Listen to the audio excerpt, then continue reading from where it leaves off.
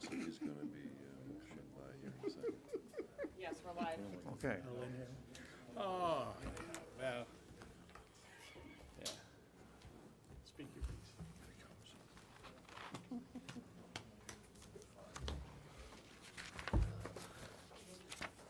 So, Henry's not here. It's me that David's doesn't not fit. here. I don't know, I'm not helping him.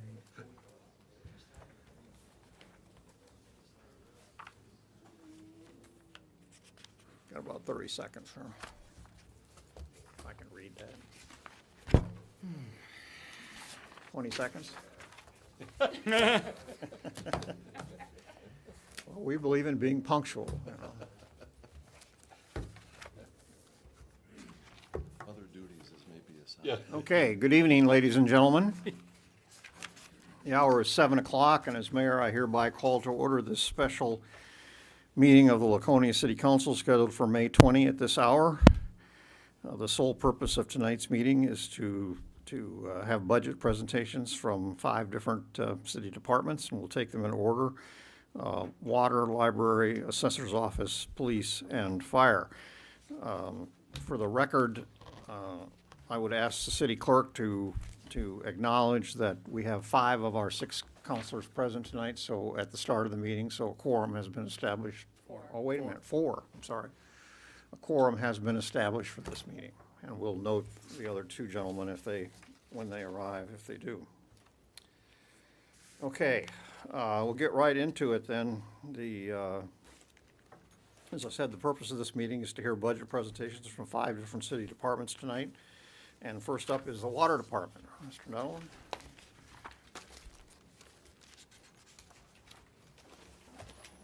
Good evening, Mayor and Council. Seth, For can the you record, turn that a little closer to it? There you go. just for the record, Seth Nuttleman here representing the Board of Water Commissioners in the 2019-2020 budget. I generally start out with a recap of what we did last year and then go into a discussion as far as what we want to do next year.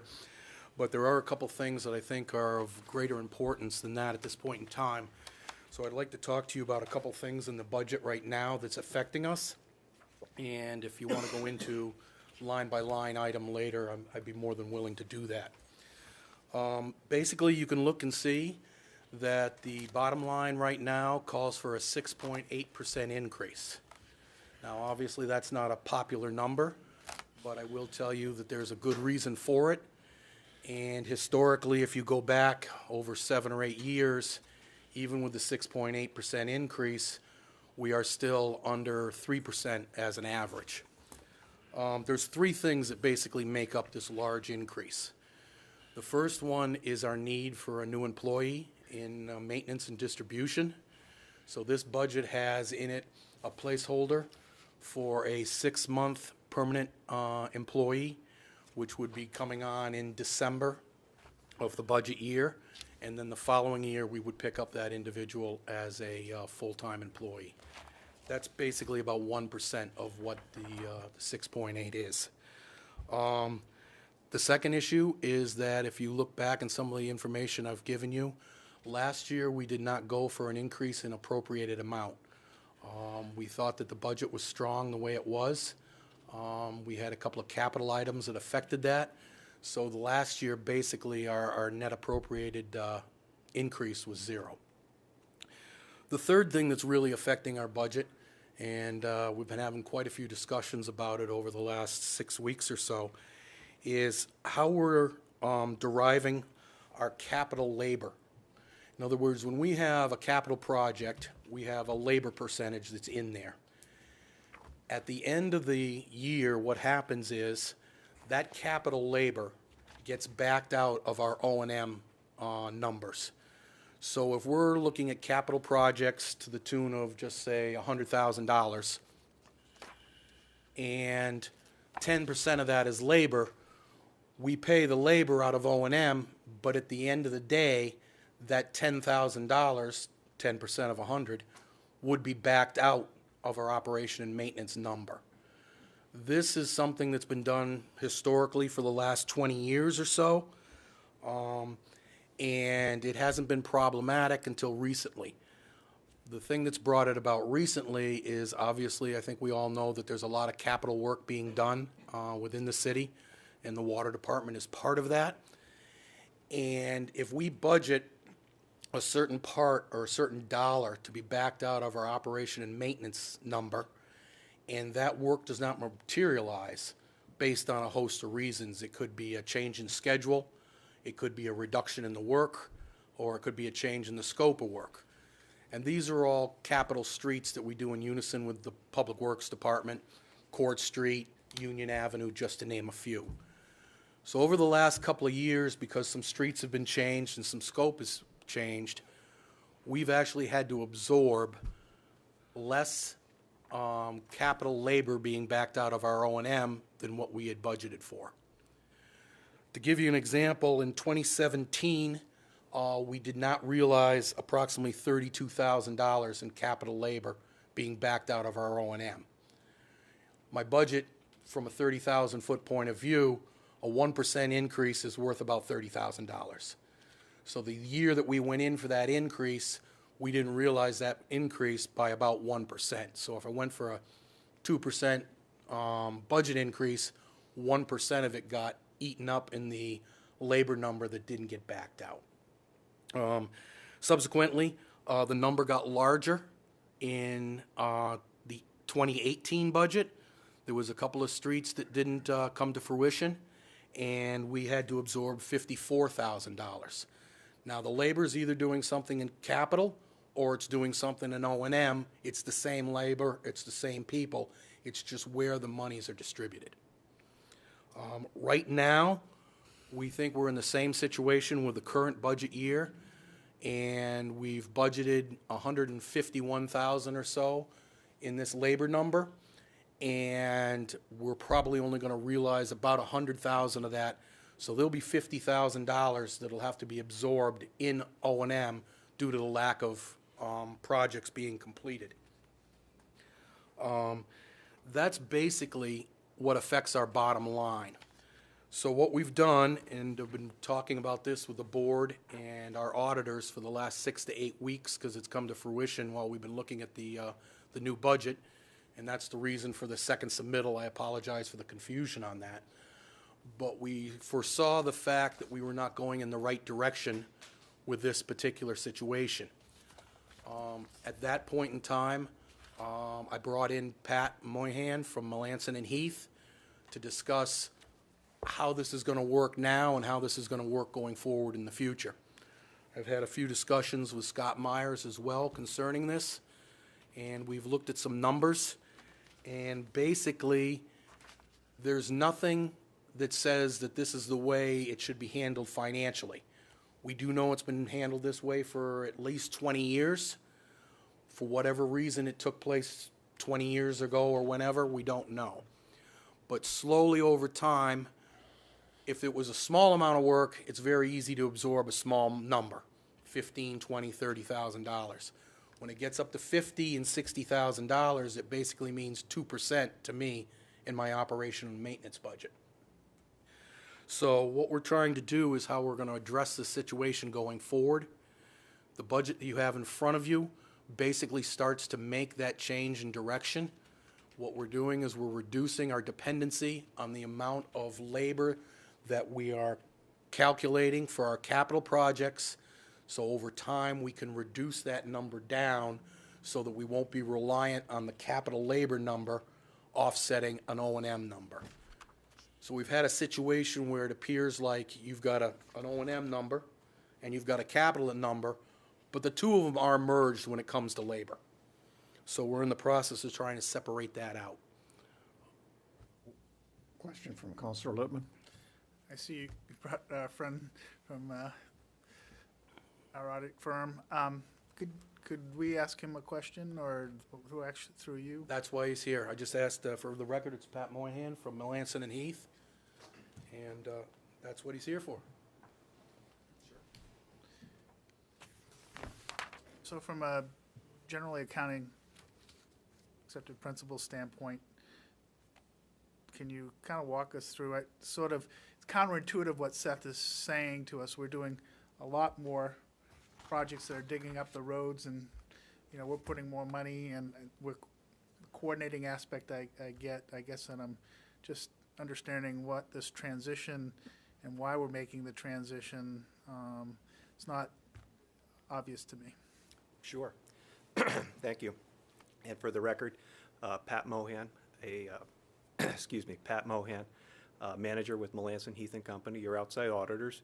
And as Seth said, I received a phone call about 7 weeks ago in regards to the current year budget. And it does have to do, and going forward, and it has to do with essentially the mechanics of the overall budget process that has been going on for 20 years. And certainly one of the first things I did was an analytical review of looking backwards, because this couldn't have been the first time. And the way it was is, as Seth said, in prior years, the number was smaller as far as the difference between what was budgeted and what was actually used for labor in your capital budget. In coming forward, certainly the projects have gotten bigger, so the estimates on the water department's use of their own labor towards these projects certainly grew. Fact is, there's a lot of work being done, and sometimes projects are changing. So what might have used the water department's actual labor potentially went towards supplies, materials, and outside contractors. Overall, it's the same employees that are getting paid. It's just a matter of where those expenditures are going to post to, and actually they continually post to the same account. What happens is at year end, what's recognized is the actual labor costs, and they're put into a fixed asset at the end of the year. In other words, you're capitalizing labor versus expensing it to the current period. So I guess that's what I'm having a hard time understanding, is if the amount of projects that we're doing are increasing, that would suggest capitalized labor would be increasing, thus reducing the amount on operations. You're saying the reverse is true, which is capitalized labor is decreasing. That's what I heard Seth say, and maybe I heard him wrong. I apologize if I did.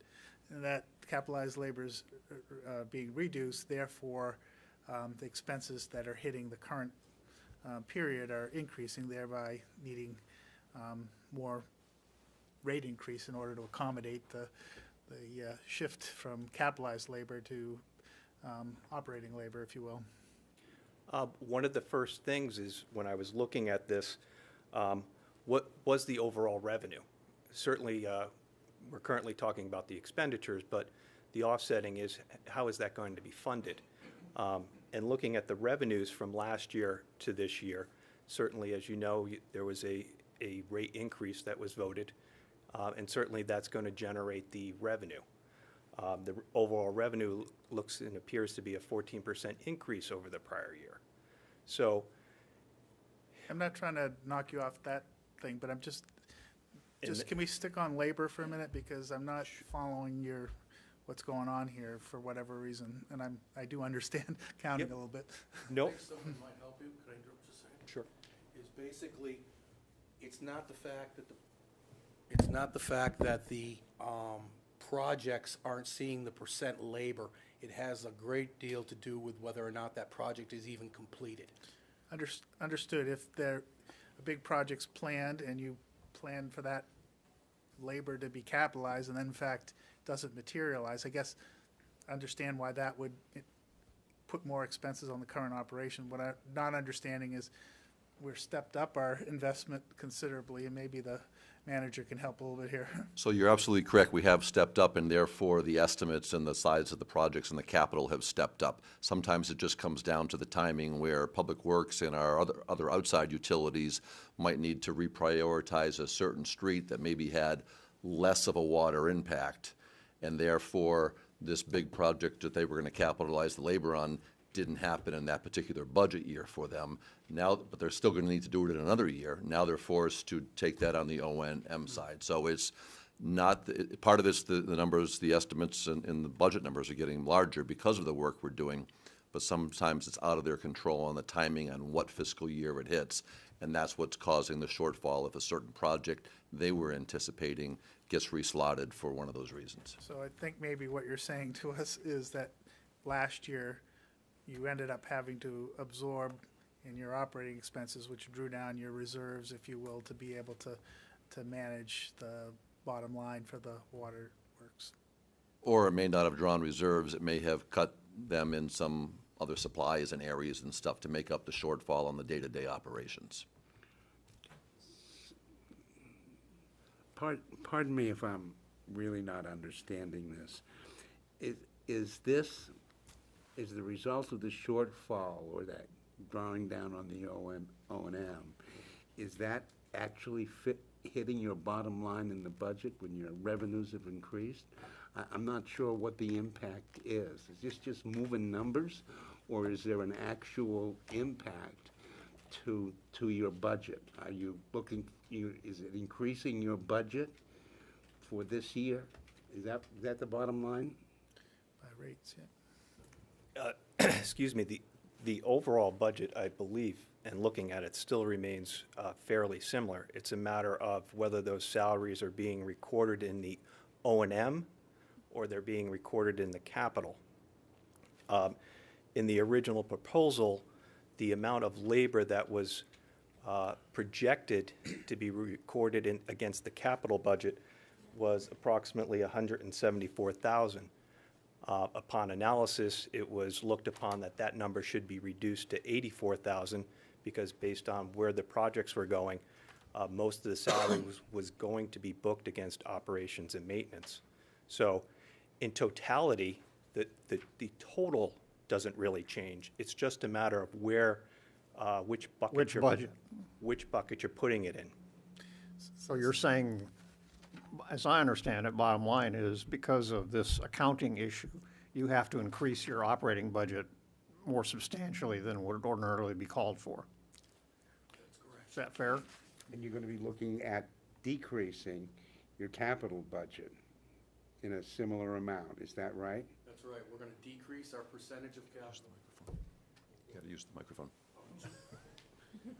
We're going to decrease the percentage of capital labor in our projects to the point where we can absorb the last part of it in one annual year without a large increase, so that we can take this situation and separate the marriage, so to speak, between our capital labor and our O&M budget. Okay, so in the end, the 6.8 increase that you're looking for in this budget is not affected by the way you're moving the dollars around in terms of capital versus O&M. Am I getting that right? We're offsetting, if you try to cut through it all, basically what we're looking for in an O&M is about 2.5%. We've got that 1% in there for that part, that new position, and then the rest of it is all being absorbed and reducing our dependency on that capital labor number.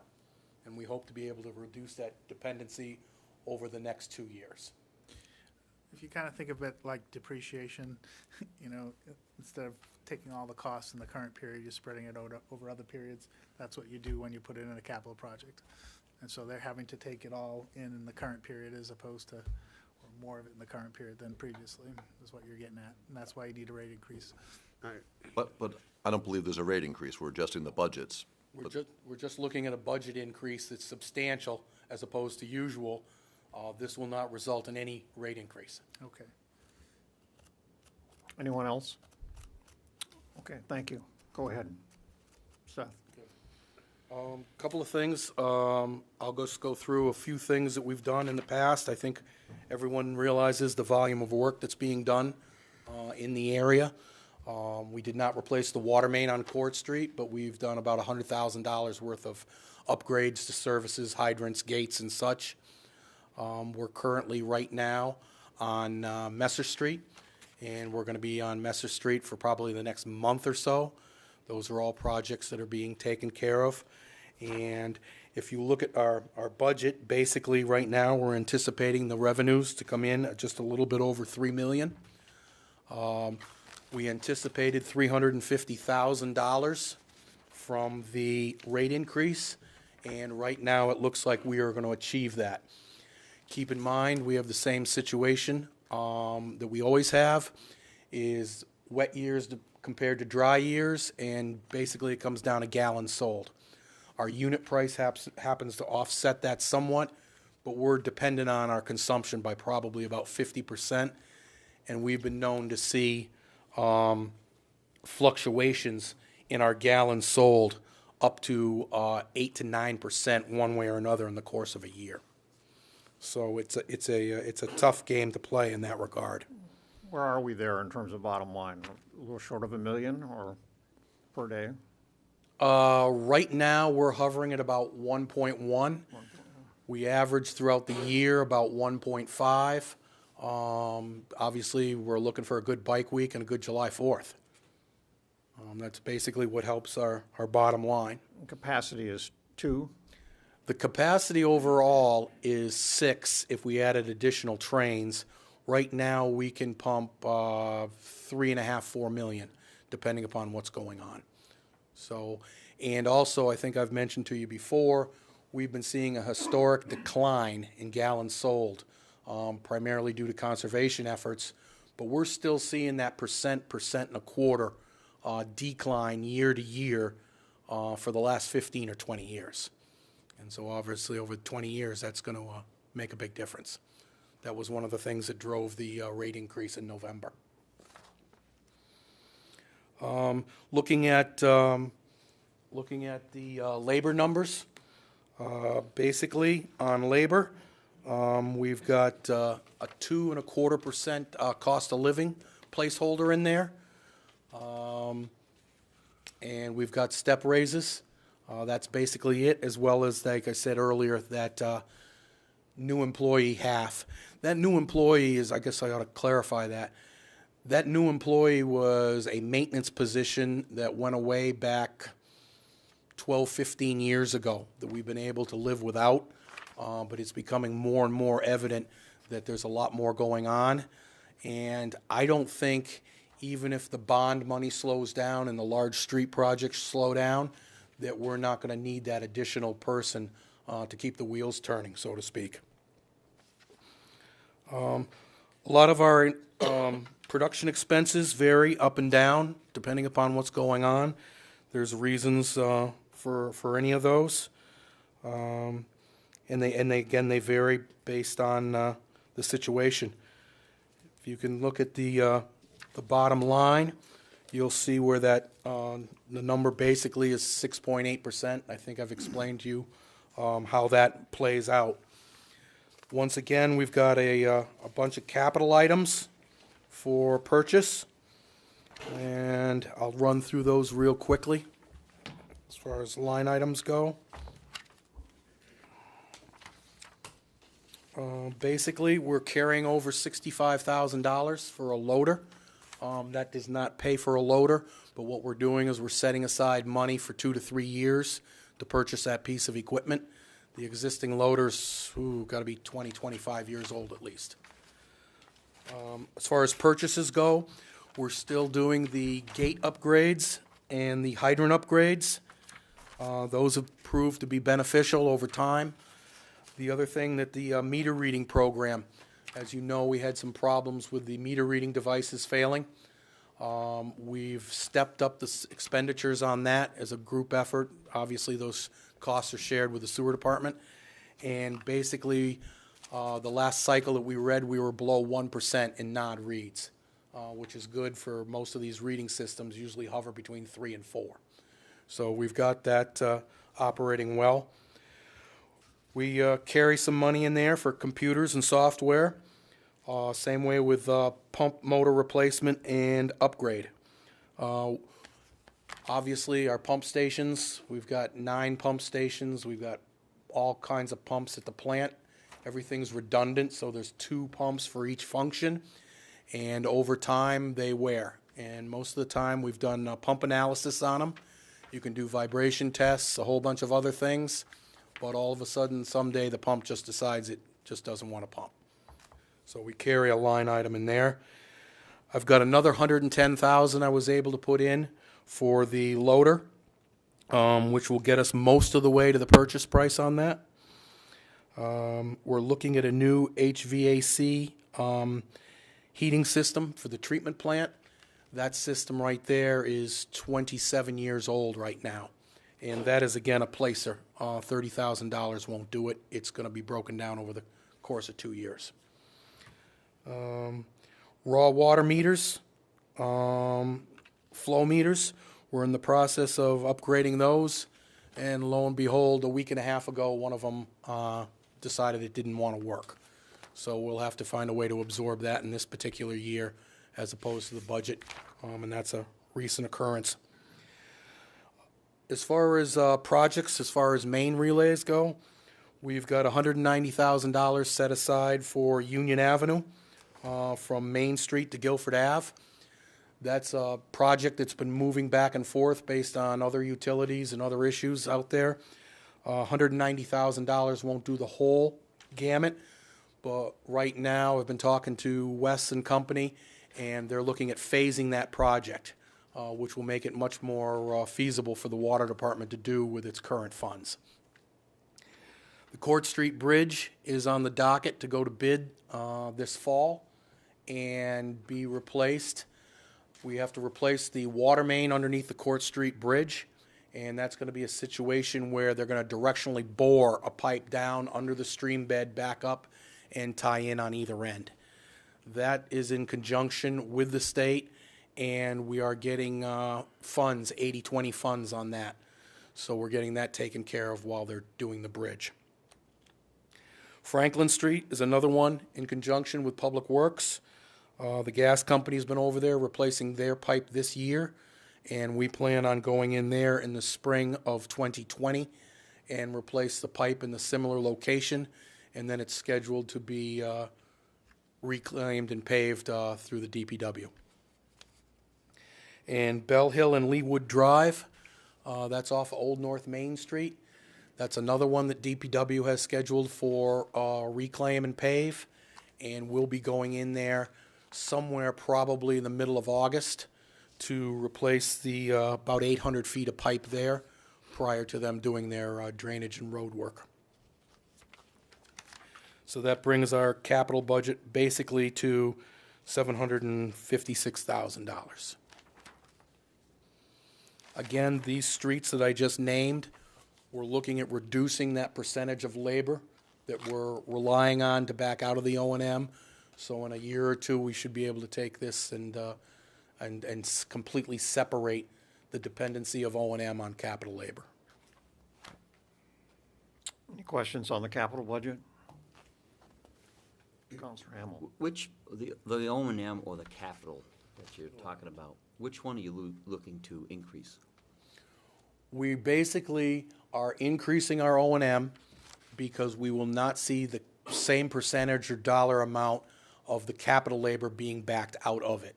So we are looking at increasing over time the O&M portion to reduce that reliancy.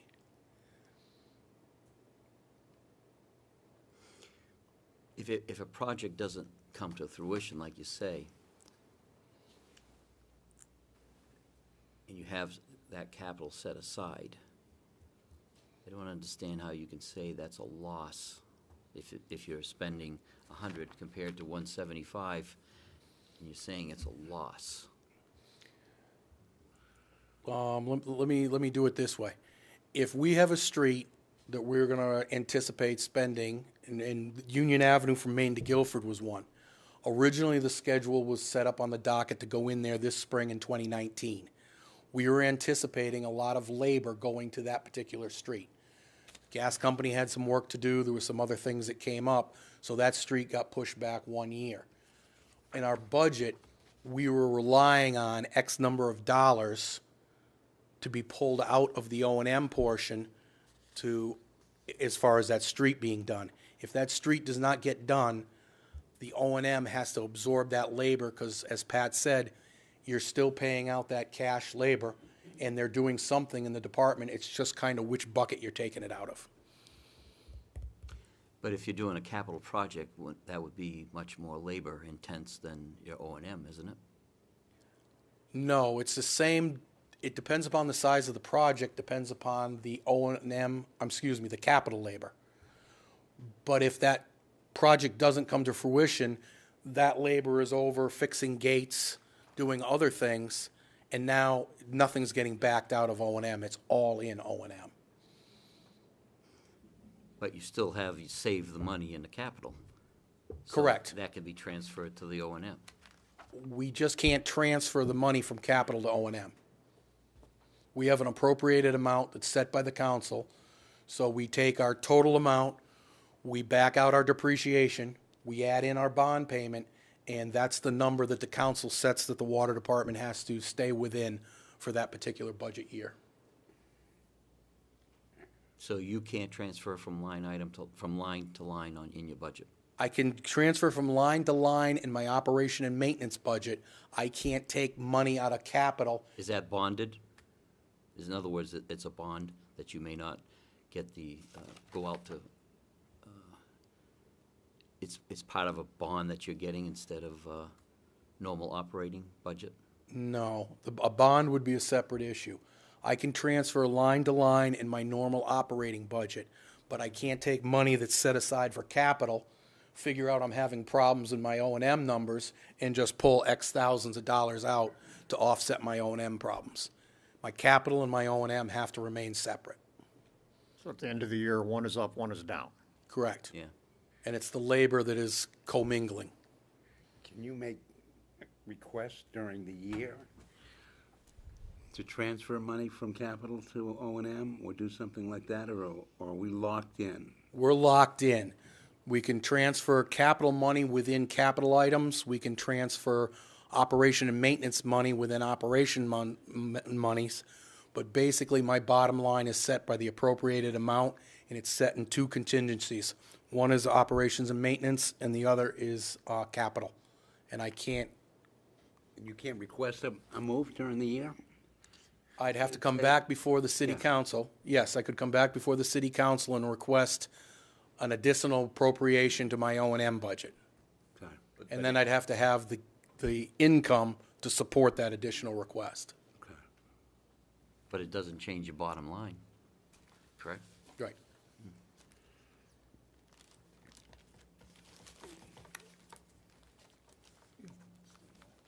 You have more? I don't have anything else unless anybody has any questions. Any questions? No? Okay, I guess we're all set. All right. Thank you. Seth. Thanks, Seth. Next up is the library, Mr. Moriarty. And Mr. Bro. Welcome, gentlemen. Good evening, Mr. Mayor and city councilors. John Moriarty, Chairman of the Board of Trustees of the Public Library, and as you indicated, our long-term director, Randy Bro, is with us this evening. There are not too many changes to talk about, so I'll be as brief as I possibly can. But we did have a good year at the library. We had 121,500 visitors to the library and circulated some 105,000 items. So it's nice to see that our facility is being used. I guess I'll start at the top of the page and just work sort of down through it. You'll notice, I'd just like to point out that there was, we had 2 retirements in 2017-18. They actually happened just over a year ago. So that sort of explains those numbers. And early in this budget year, we had an additional retirement. We've hired 3. We haven't changed any of the positions, but we've rehired the people that fill those positions.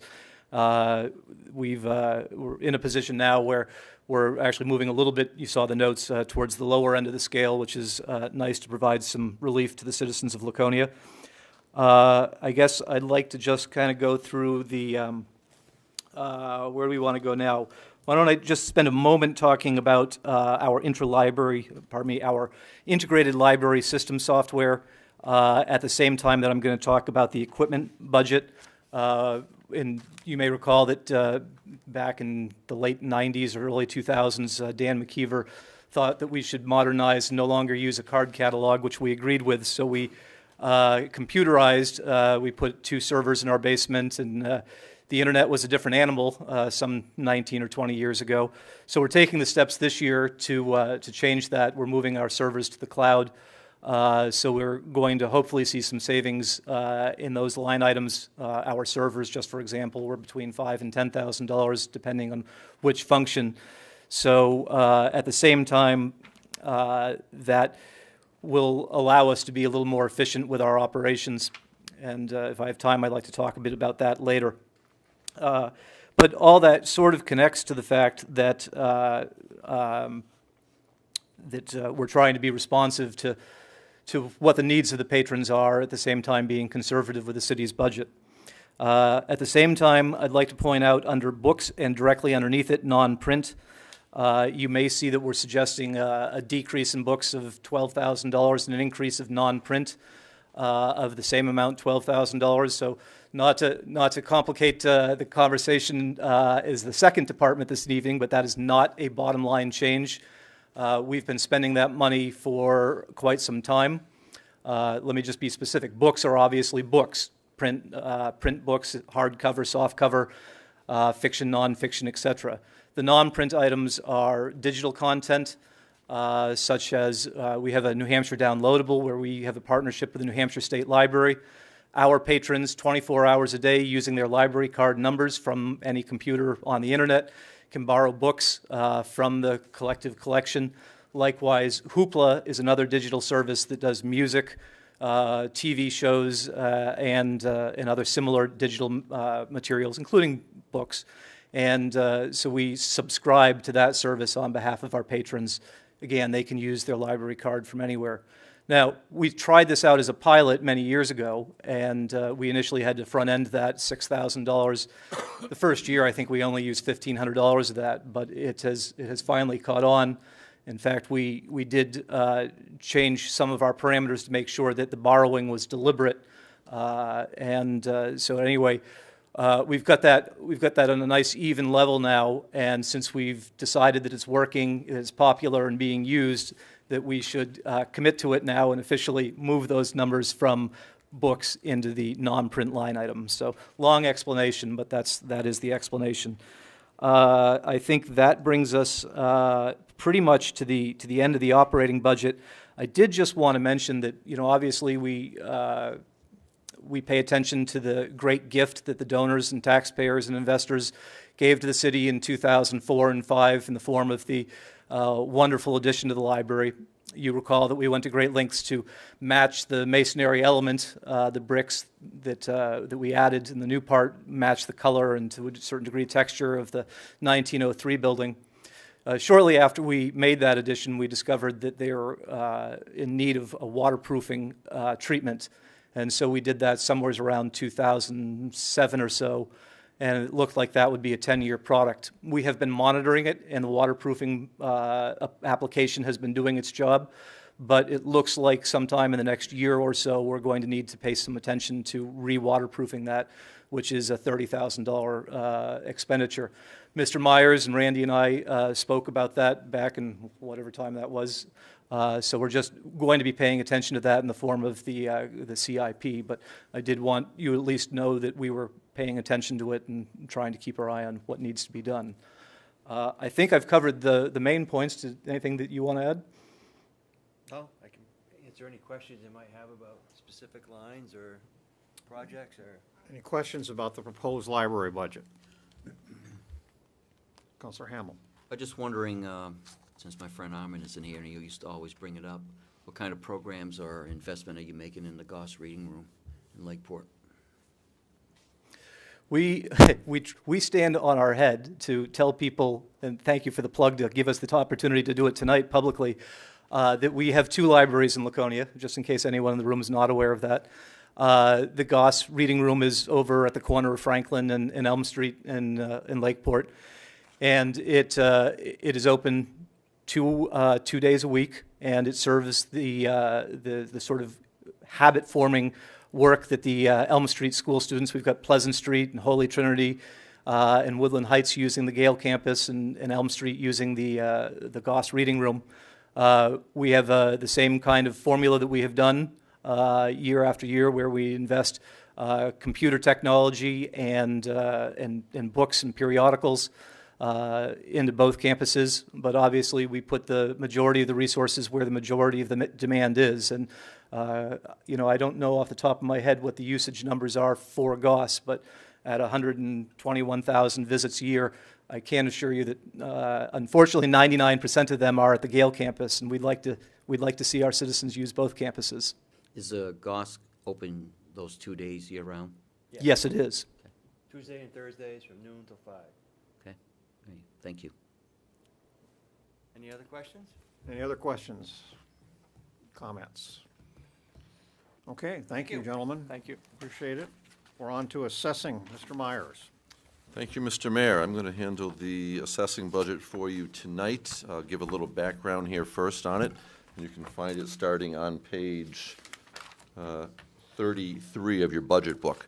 So I think the council's aware that we had a vacancy in the assessor position back in the fall. We had advertised twice. Wasn't able to find a candidate that I thought matched our needs. We've ended up doing what many large communities in the state do, and is go out to contract for assessing services. And we ended up contracting for an assessor, and the assistant assessor and the assessing technicians remain the same people in our in-house staff. So we basically have an assessor through a contract as opposed through being an employee. I did share with the council and the public, so we have Stephen Hamilton's firm. It's Whitney Consulting.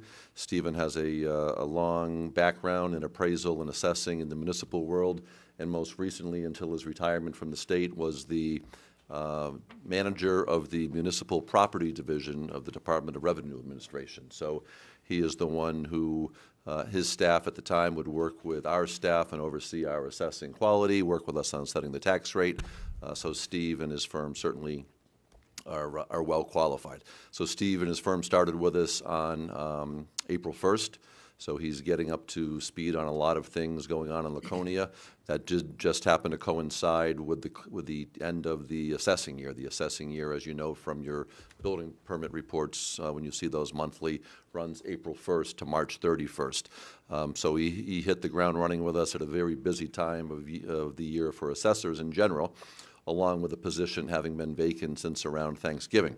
So he's done a lot of work. I'm looking to bring him to the council hopefully sometime either towards the end of June or the 1st of July, so we can talk a little bit about trends, what he's seeing, what the values are looking like, talk about the abatements, all that type of stuff. And I figured I could spend a few minutes tonight just going through the assessing budget. So if you look at the actual numbers that are on page 34, the major change that you'll see is there's a large decrease in the salaries line item, and there's a large increase down below on the outside contract line item, and that's what mirrors that up.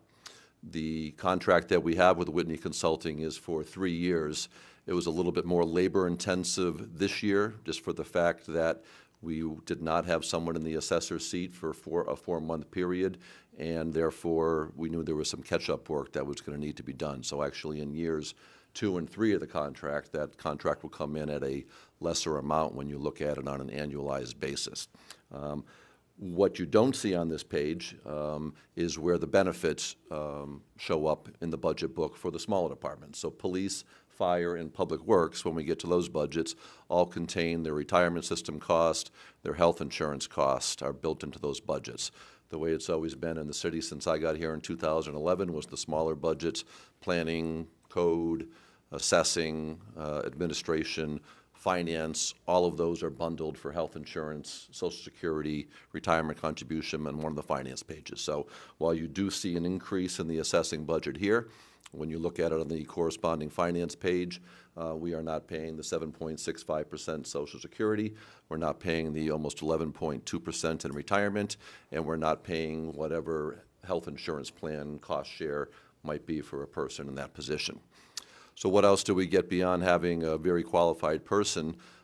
Since I've gotten here, we've shifted gears on doing what I'll refer to as the cyclical updates on the residential component.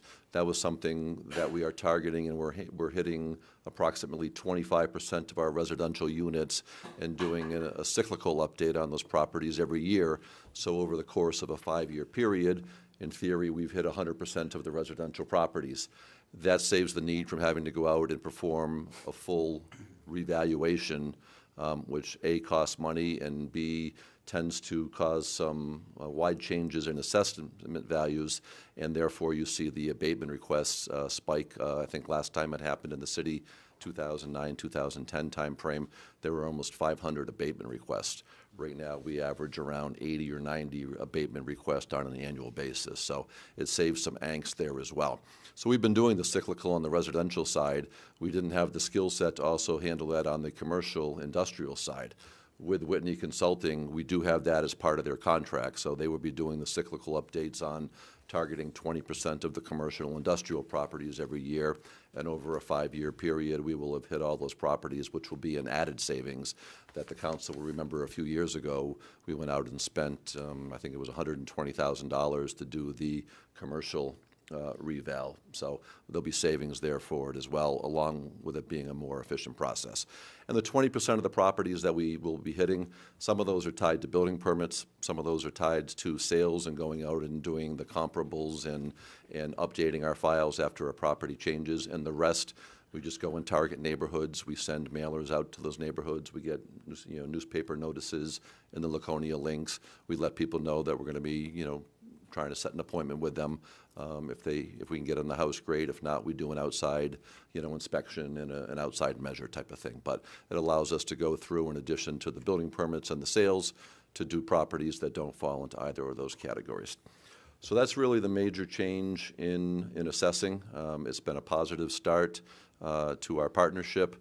I think it's going to be very successful. Again, there are communities in New Hampshire, twice our population, who are using contracted assessors. Several smaller communities have banded together and hired one assessor for several small communities to work in it. So it's got a good flow to it, and I think you'll enjoy Steve when we get him here in the next month or so, just to talk about our specifics and what he's found here and what trends that he's seeing at that point. So I'm happy to stop there and take any questions if there are any. Any questions about the assessing budget?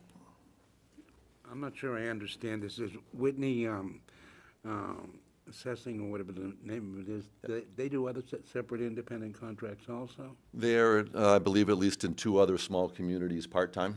Okay. And our deal with them is our assessor is either going to be our person in our building is going to be one of 2 people, and that one of the persons is Steve Hamilton. So it's him or Emily Goldstein, who also has a very tremendous resume and is very well qualified. But we made it very clear that it was one of 2 people here. Sometimes you hear the stories of it's a revolving door, and it could be any one of 10 people who happen to pop into an office on a given day. And I didn't want that for our working relationship with our staff, that they should be working with known quantities and to allow for that consistency in building those relationships. Anyone? Okay, thank you for that report. Next up is police. I see we have 2 commissioners here and the chief and captain. Chief Canfield, are you going to take the lead? Yes, sir.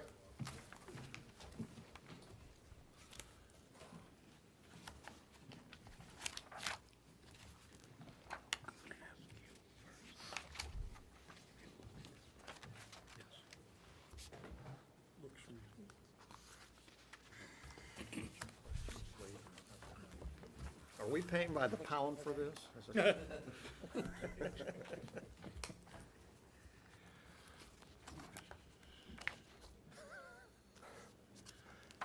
Good evening, Mr. Mayor, members of the council. Thank you for giving us this opportunity to present our budget for the next fiscal year. Before we get started, I'd just like to recognize 2 of the police commissioners are in the room, the Police Commission Chairman Doug Whittam and Commissioner Frank Mello, as well as Captain Grayton. Recapping the 2018 year for law enforcement, we lost a total of 163 police officers in the line of duty. So far this year, we've lost 44 police officers. Just to kind of give you a picture of the risks and the challenges that law enforcement faces, not only in the city of Laconia, but the state of New Hampshire and across our nation as an entirety. I'm going to talk just a little bit, because this ties into later on in the presentation, about active shooter incidents across the United States.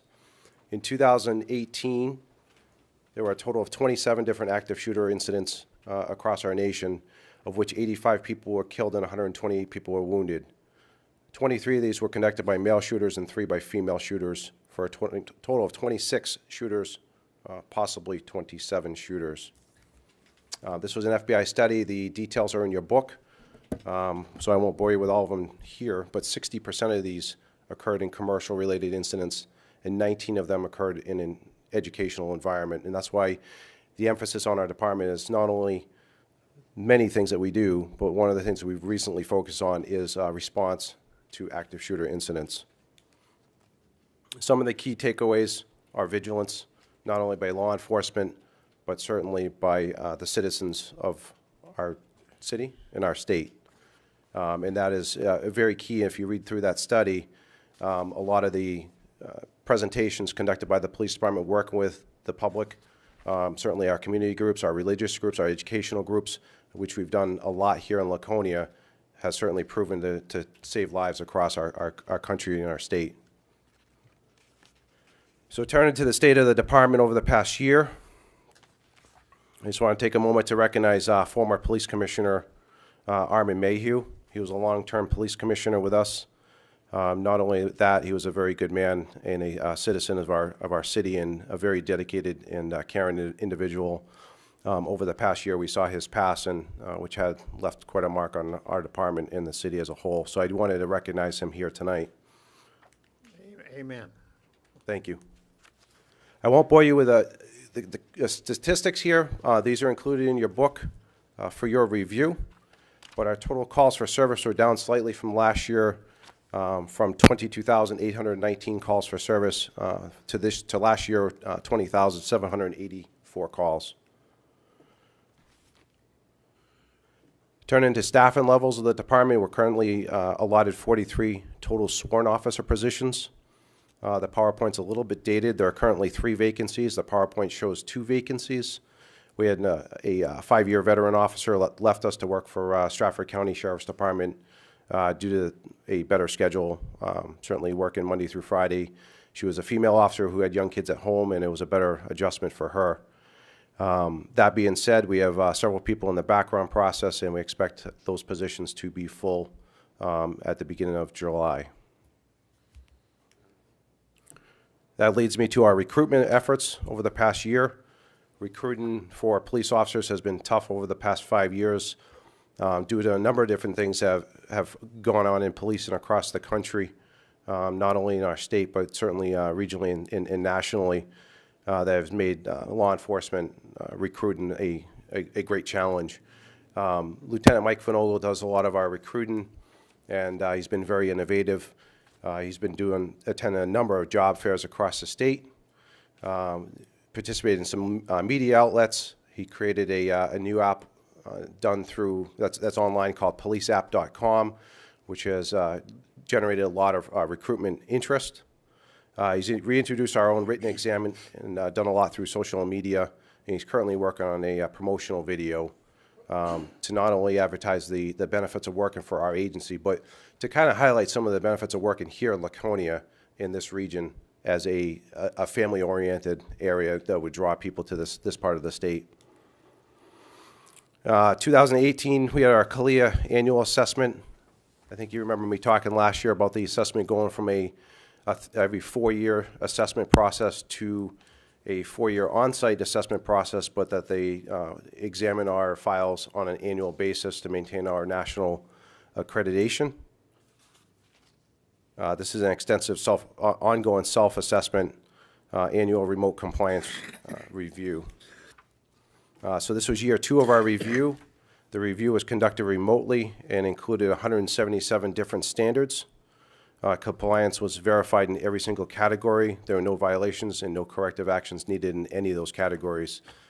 Something that is certainly a high achievement to attain, and I credit it to all the work that we do on a regular basis, actually living by those standards, not only to meet the standard at the time of the exam, but certainly on a day-to-day basis.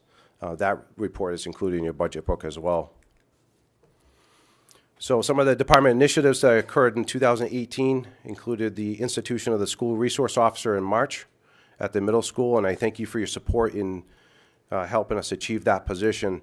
This position has proved just incredible You know, I attended a DARE graduation at Pleasant Street School last week, and you can see some of these, the bond that's made with these kids in the fifth grade at that level.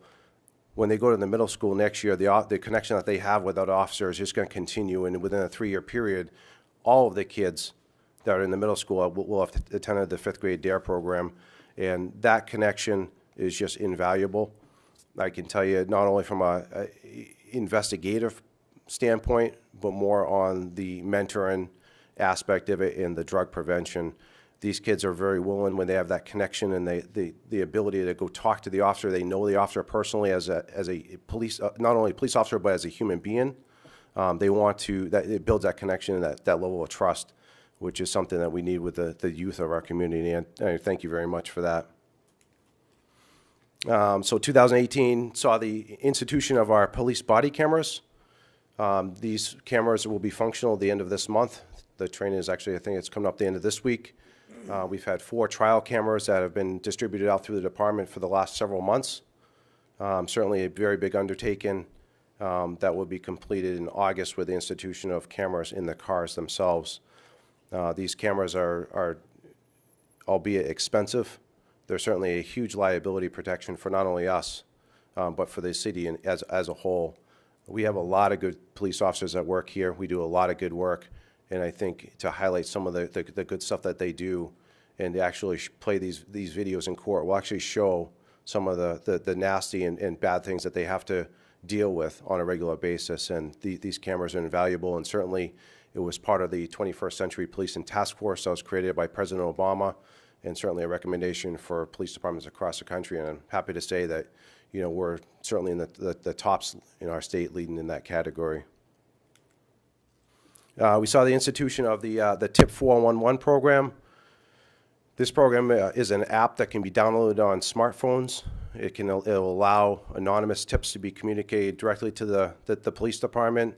Another great program that we've seen great success in over the last several months. Certainly helped a lot in the area of drug houses, drug dealing.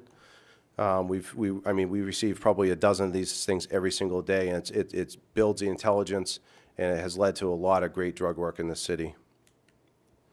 The Cop Card program, this program was in part, we received a $2,500 grant from Meredith Village Savings Bank to make this happen. Again, it's that connection with the youth and building that relationship beyond what the uniform is, and actually connecting with kids so they feel comfortable around the police, and they feel comfortable with the police when it comes time for being a victim of a crime or a victim of temptation to use drugs or alcohol. This will be completed this summer. We saw the reestablishment of our canine team. We've always had a canine here for as long as I can remember. We have a canine, his name is Abby, very friendly dog. He's assigned to Kyle Jepson, who went through the Boston Police Academy, attained the training not only in patrol work, but in drug identification and drug detection.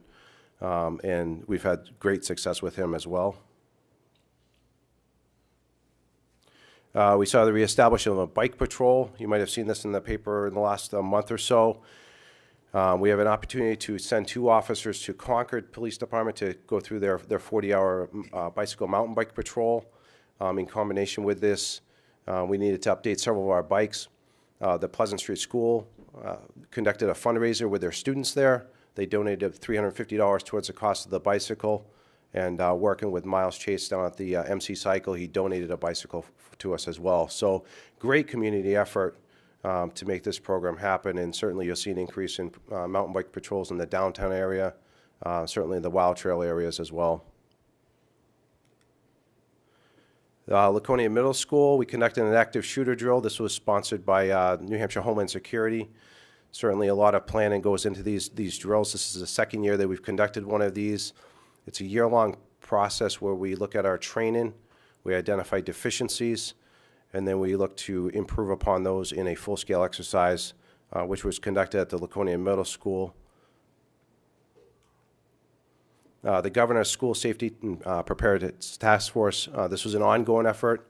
I sit on this group looking at school safety throughout all of our schools throughout the state of New Hampshire.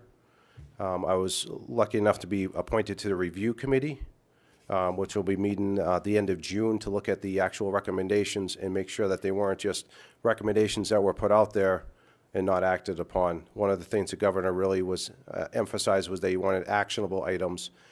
So it's going to be a checklist to actually identify those items that have not been and see how we can get to making those things happen to improve the safety of our schools. And certainly it's something that we bring back here to Laconia. We've been working with the schools on a number of different efforts to improve them even further. Department grant funding. We're very active in researching and obtaining grants. Over the past year, we've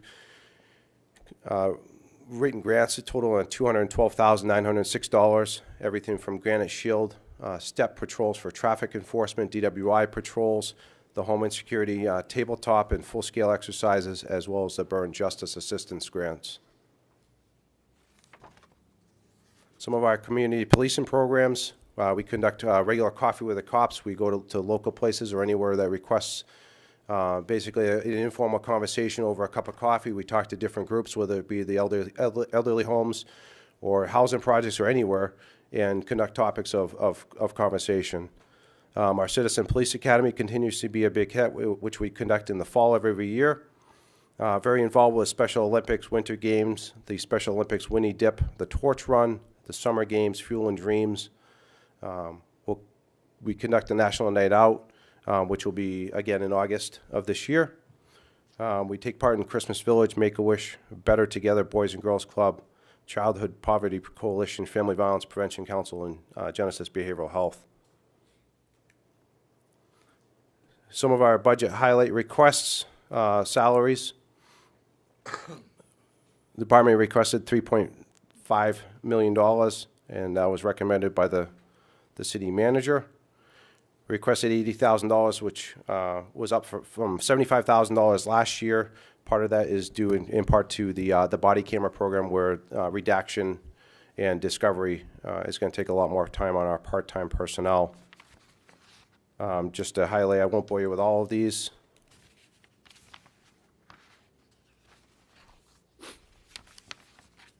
Our training request for this year was $50,000, which was recommended by the city manager as $45,000, and then our outside contracted services, which was up $147,887,000, and that was due in part to funding the second part of the body camera program.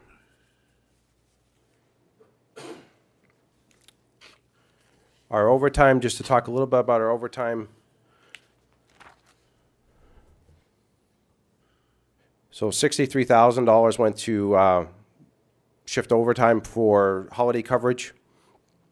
23% of it went to cover, 26% of it went to cover court time, and holiday overtime was at 23%.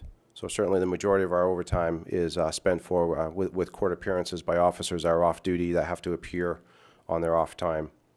The rest of it is used for very little for shift coverage. I can assure you that most of our shift coverage is done either running officers down. In the event of a supervisor, we'll use a lieutenant, reassign a lieutenant from a day shift to cover a patrol shift in order to save the overtime. There are mandatory certain times we have to use overtime, such as a recent incident that we had with the homicide investigation, which consumed over 350 personnel hours, and certainly those times are unavoidable. Our 2019 goals and objectives, one of them is to develop a recruitment video, which we've been working with an associate of Channel 9 to develop a professional recruitment video that we can get out there through social media. Certainly that is the place to recruit nowadays with the younger generation.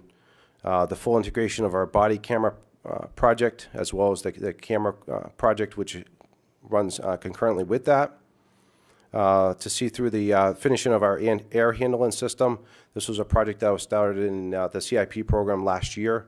It was to install an air handling system in our evidence room with the smell of drugs and certainly the dangers of fentanyl. The air in our evidence room is of pretty poor quality and needs to have something to exchange it without dumping the air completely. Our patrol rifle optics, all of our patrol rifles have optics on them now, which was funded entirely by the Burn JAG grant. active shooter readiness in response. We're going to continue working in coordination and response tactics with all of our law enforcement partners in this area. The institution of the cop card program, which I spoke about. An update on the opioid crisis. New Hampshire continues to rank number 2 in the opioid crisis, although we have seen a significant decline in overdoses and overdose deaths. Certainly that's in part due to seeing a lot more fentanyl and a lot more meth. 2019 year to date, we've seen 19 overdoses and 2 overdose deaths. Last year, we saw 109 drug overdoses, 12 overdose deaths, and we recovered 120 found needles. Certainly, that doesn't mean that drugs aren't here. It's just that the changing environment from the dangers of people overdosing on heroin versus going to the fentanyl or meth is what we've seen recently. We did 2 search warrants last week. We recovered significant amounts of meth and very little amounts of heroin. So that is it, sir. Question from Councilor Lippman. So just on the, what was I don't remember the name of the exact position, Eric Adams' position. How's that fit in your budget, and what's going on in that space in terms of the supporting the work with other community agencies and the work that he was doing? Is that still built into this budget? Yes, it is. Certainly, Eric's is a budgeted position. Eric continues to work very hard in the outreach area. He has worked very closely with the hospital since they've created the hub to offer treatment and resources to those seeking them. That can be obtained through calling 911, and they'll assist them. Right now, that's a Monday through Friday program with the goal of looking at making that 24 hours. But certainly, Eric continues to work in that area, works very closely with them, and is working with clients to bring them to recovery. Sometime, you used to share some stats with us occasionally on what was going on with that position. Is that still being kept? It is, and I can certainly get those to you. One more. Go ahead. On the area of meth, I've heard in some other parts of the state that in terms of workers' comp, kind of concerns with the more aggressive arrest type situations that officers find themselves involved in. Are we seeing any of that here in Laconia yet? I don't think we've seen the violence levels that meth typically brings. I mean, it is certainly a big concern with the meth being, it supercharges someone, so they stay up for hours and days on end. We haven't seen a lot of that in Laconia. We have seen a lot of meth. Is that being manufactured here or elsewhere? The stuff we've seen recently has been coming directly from Mexico. Mexico. Correct. It's manufactured in commercial labs. There is limited quantities that are manufactured here. We saw probably 6 or 7 years ago, before the heroin epidemic, we saw them making their own meth in soda bottles here. We're not seeing that. It's not high quality meth. The stuff we're seeing now is coming directly from commercial labs. Certainly, I mean, I can talk just in generic terms on a search warrant we did the other day. They ordered meth directly from China on the dark web that was shipped to an address in another state, and then it was shipped here through, you know, a stereo speaker system that was packaged in a UPS box. So I mean, this stuff is available worldwide. Go ahead, Councilor. Did I hear you correctly that you expect to fill the current 3 vacancies by midsummer? And will you have a full staff at that point? Correct. Our target is to get them into the September Academy, and we are looking, there's actually a written test that is scheduled on June 1st. We have several people that are in the, one in particular, the background has been started. He doesn't graduate college until later this month, so his background is about halfway finished, and then we have several people that are very interested that are doing the written test June 1st with a PT test of June 13th. How long has it been since you've been full-staffed? I'm not sure we've been full-staffed ever since I've been here. For a long period of time. It's just it's a moving target. Yeah. There was talk, and there still maybe more talk in terms of this parking proposal, and I don't know where that's gonna go, but I think there was an estimate that the city manager got from you of approximately $55,000 in terms of enforcement, were we to implement some kind of permit system or paid parking system. I take it that's not part of your budget, but we could make it part of the bookmark or something like that. I don't know how you want to deal with that. Yeah, we can probably dig into that a little deeper as we get closer to budget adoption. That would be offset by revenue, so it really would be a neutral impact on the budget. We would have the position, we would place it in conjunction with the chief at an appropriate spot, and then have the revenue come there. So, and even if that didn't materialize, we could still put placeholders, and if, you know, if we didn't move forward on something, you wouldn't get the revenue, but you wouldn't be filling the positions. Thank you. Any other questions or comments? Counselor Cheney. Thank you. Chief, I have two items. I attend your commission meetings, and your prosecutor described issues with the cameras. And I hadn't thought about it until I heard him. With all due respect to my colleague, I worry that the lawyers are going to go crazy wanting to get their hands on these videos. If you have an incident like the homicide or the gentleman who barricaded himself recently, and there's 5 or 6 cameras there for hours, who's going to review all of that before we turn them loose to lawyers?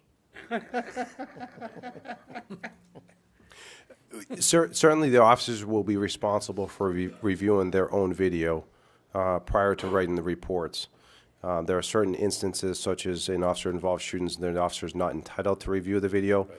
But in general, they can review their own videos before they write their reports. That falls on, unfortunately, it does fall on the prosecutor.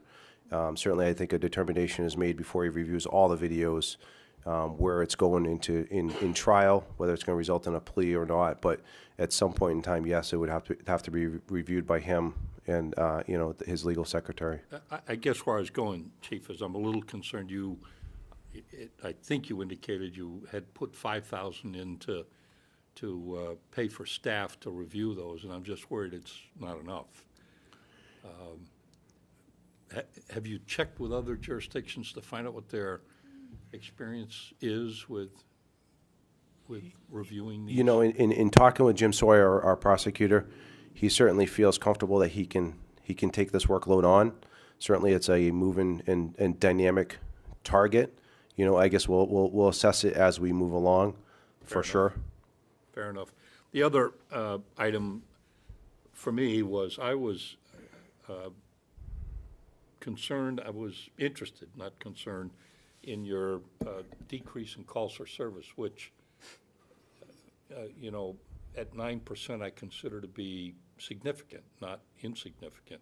And I was hoping you could give me some idea of what you think may have contributed to a 9% decrease. You know, I don't get too involved with the statistics year to year. You know, certainly over a 5-year period or a 10-year period that we kind of we'll track the crime trends. Calls for service, you know, ebb and flow. I mean, they really do.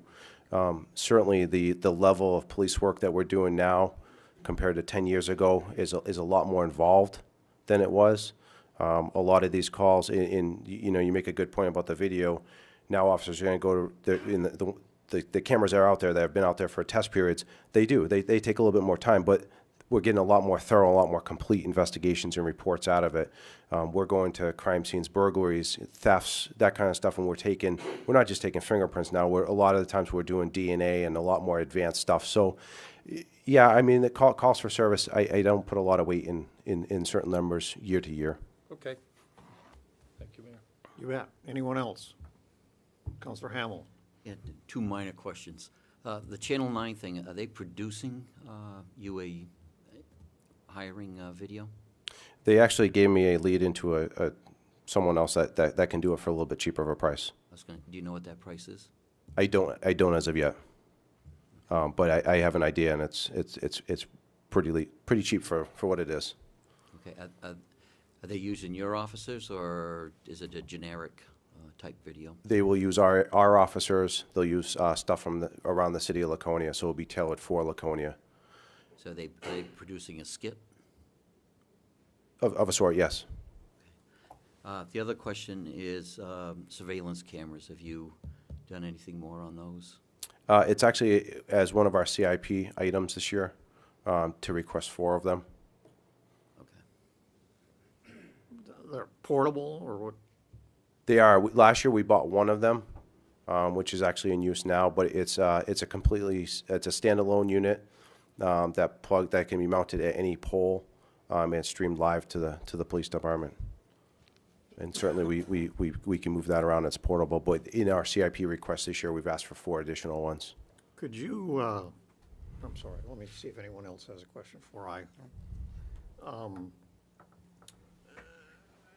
On the issue of homelessness, and particularly in the downtown area, could you give us your perspective now on what, if more than we're doing now, could be done?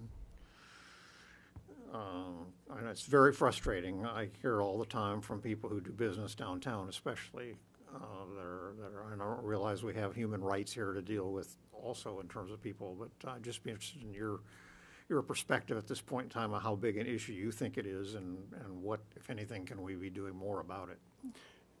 You know, I think every city or large town has a certain problem with homelessness and the homeless being in certain areas. They certainly have their rights to be in constitutional rights. It's certainly something we deal with on a regular basis, and we move them from area to area. I know we work with Scott quite often on this issue. I think we are doing all that we can do, but certainly would welcome any feedback if anyone has. Within legal bounds, you mean? Correct. Okay. But do you have any idea for us in terms of how many people are involved?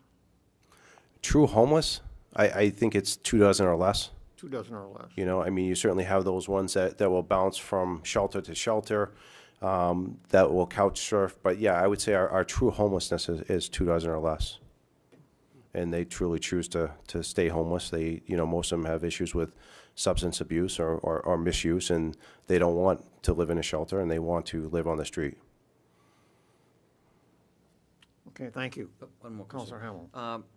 In your budget, one of your line items is rental vehicles for $87,500.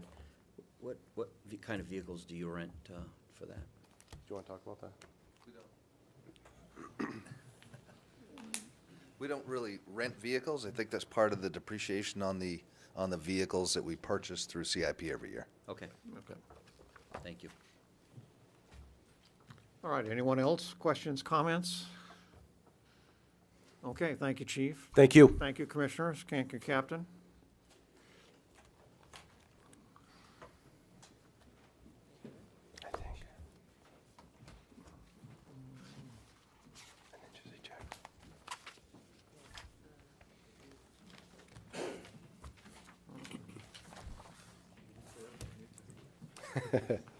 Hey, Matt, I have at some point, I have a suggestion on that video.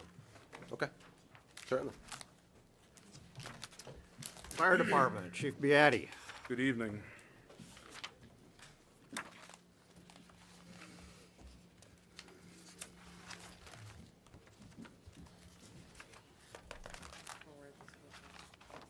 Thank you. Good evening. As I get started tonight, I just want to thank you for having us tonight, and with me tonight is Deputy Chief Raffo and Deputy Chief Riley. Assistant Chief Ellingson was unable to be here tonight. I want to just take a couple of seconds to thank everyone who helped me with my presentation and my budget preparation this year, all my staff at the fire department, but also I would like to thank the city manager staff, Glenn, and as I was becoming chief and Pam Reynolds was the interim finance director, she was very helpful to me, making sure I stay on my time frames and have this done by this date and this time, and she was awesome, and I just wanted to take 2 seconds to say thank you for that. I also want to thank all the men and women of Laconia Fire Department for everything they do.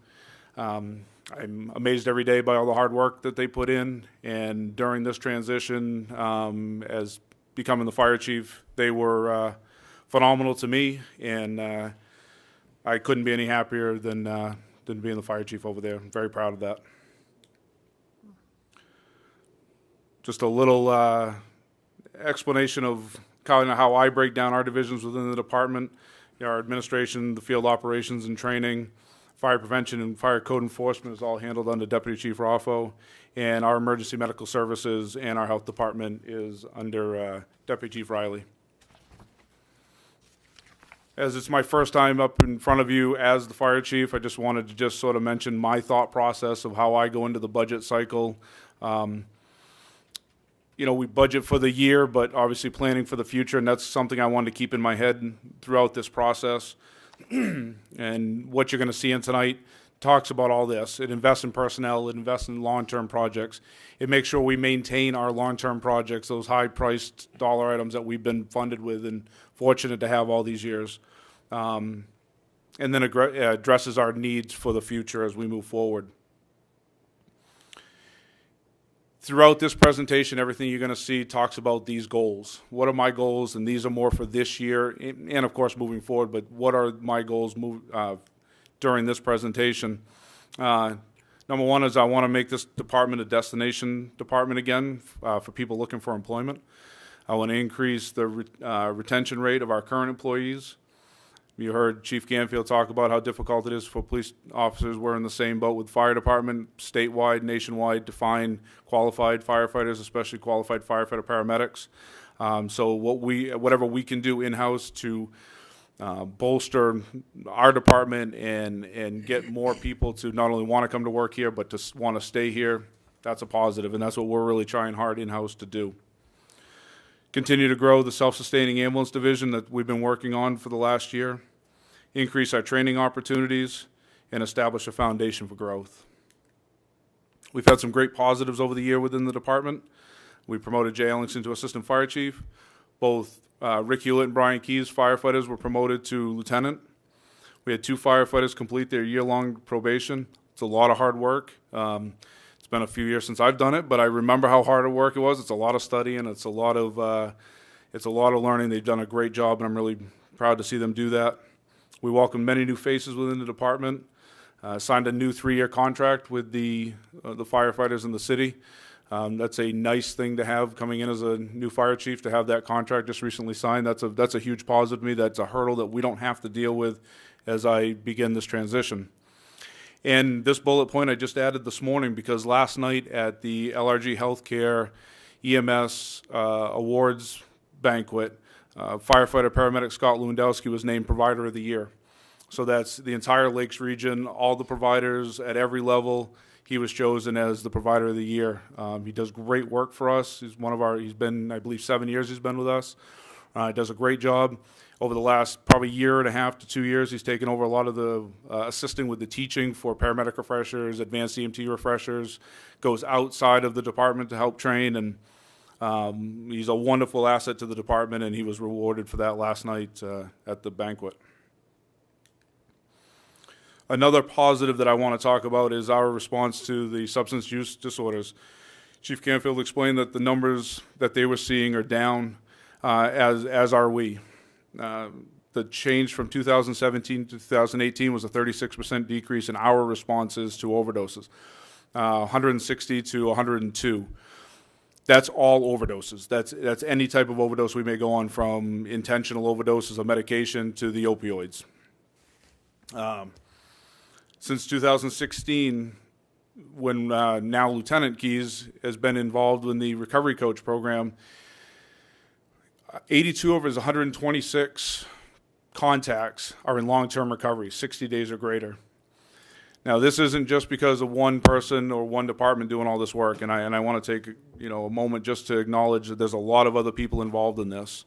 Obviously, the work by Laconia Police Department, the work by our private, profit, nonprofit, all these agencies to do this work, and of course the support by you guys for everything we do, both through the police department and through the fire department with just something as simple as letting us accept that grant for the Recovery Coach program takes a big burden off us financially and allows us to do a lot of great work. And so we really appreciate that, and thank you.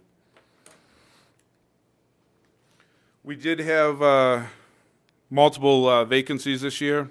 Since July 1st, we've had 7 personnel leave, needed to fill 7 vacancies. 2 were retirements. One was a 10-year employee that left to go into the private sector. It was a decision he made. But you losing 10 years of experience is difficult sometimes. One just found the job not what he'd be looking for. And the biggest one is we lost 3 to go to other departments. And that's really what we're trying to target and to not have that happen. And that's my responsibility as the fire chief to try to find ways to make this happen so we keep people here, get them in here and retain them. And as administration, we're working very hard at this. This was always a department that was a destination department, and we're going to get back to that. And that's very high on my goal, and I think we can do it. The negative side of having all these vacancies is it costs us about $4,500 every time we have a vacancy to fill that position. When you're talking uniforms, background checks, physicals, gear, and all that included. So when we start having 7 in a year, that really cuts into a budget where you weren't expecting. We were able to get through it this year, but it's not something we want to do all the time. It's money that could be better spent elsewhere. And it certainly affects the ability for us to run down, as we've been doing for the last year. It hurts that when you always have a vacancy on a shift. I had one shift for about 3 weeks time period where I had 2 vacancies until I was able to move somebody around.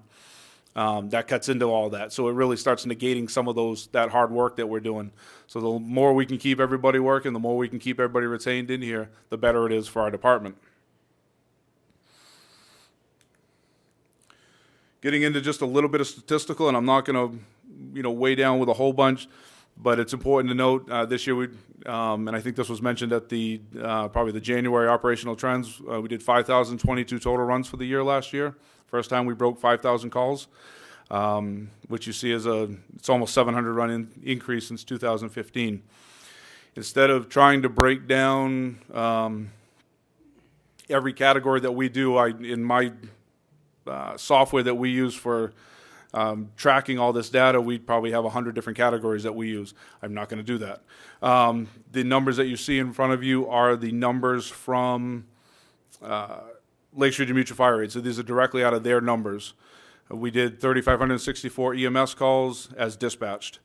Another 916 fire calls, 179 motor vehicle accidents, and what they have listed as 363 service calls. Our numbers in our records would never show that many service calls because what we would do is take the service calls and plug them into a different category. But these numbers come right out of theirs. That's how they were dispatched. What do they mean by service calls? If we go out and check a problem with a fire alarm because somebody's having a problem, they may list that as a service call. We would direct it back into whatever correct fire call it would go under. Just as one example. One of the questions that always gets asked is, why do you send 5 fire trucks to every call you have? It's a classic question to ask the fire chief. We don't. And from our numbers, 67% of our incidents last year only had a single unit response. We really work hard at that. We try to only have to send 1 piece of apparatus.